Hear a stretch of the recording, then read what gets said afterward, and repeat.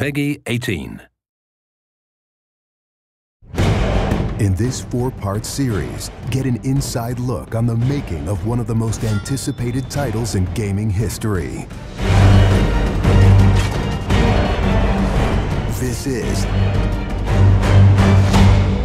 Inside Assassin's Creed 3.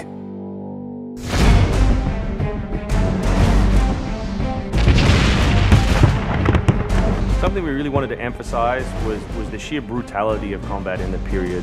We've all seen the paintings of the Revolution, and death is glorified, death is angelic, but it wasn't that way on the battlefield. It was a brutal conflict.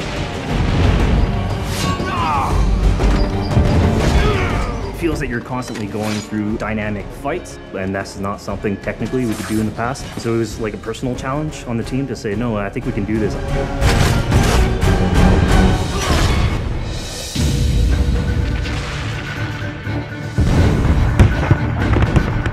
These armies are filled with different types of weapons. So, you have everything from muskets, you have grenadiers, you have guys with boarding axes. Being shot by a musket would be an awfully painful way to go. The caliber size of the ball was at least 3 or 4 times as large as anything that any modern military is using today. After the muskets were discharged, they would charge with their bayonets. What basically is a giant spear, and he has every intention of running that through you.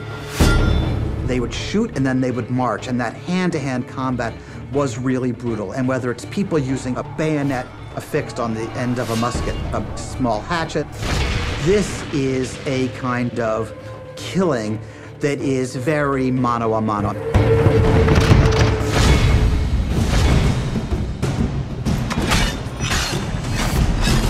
All the animations, all the weapons are brand new.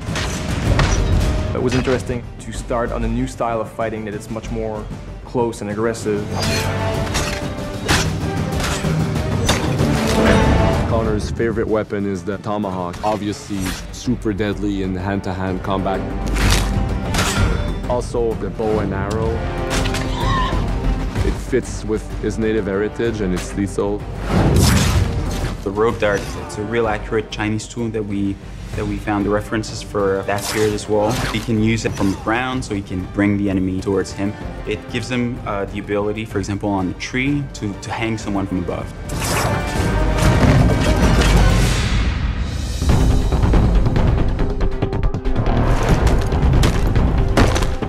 In Assassin's Creed 3, the one thing that we decided to do is to revamp the fight system from scratch. We wanted the skill in the combat in the game to be about transitioning from character to character by choosing the right moves, by performing them correctly. It allows you to basically mow your way through large numbers of people if you're good enough without stopping.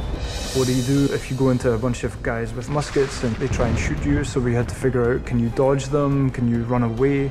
And we've added all these options, but our big one is the meat shield, where you can grab a guy and he gets shot instead. Our mocap guys are stuntmen. We spend a long time with them rehearsing and figuring out exactly what would be the greatest choreography. We had to go through, like multiple people. Connor is trained in a very different style of fighting to the British soldiers. The close quarters flow of the combat that's happening between the punches, the kicks, and everything else is indicative of what happens in the real world.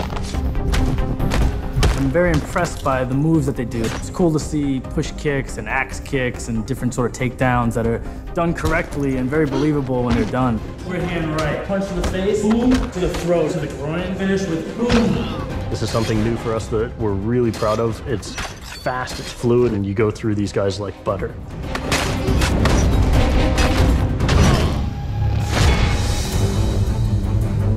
Connor is essentially the first guerrilla fighter. He's someone whose goal is always to move behind enemy lines, to pick off his target, and to escape.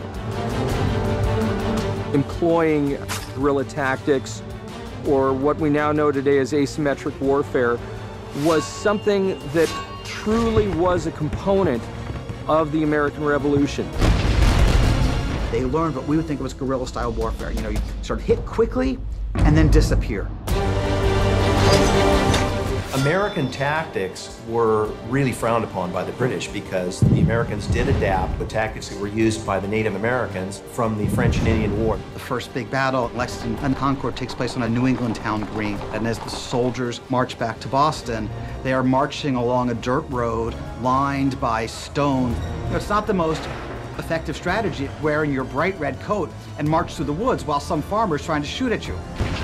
The Americans brought a tactic that they couldn't really cope with. They essentially took it away from the battlefield and they started guerrilla tactics.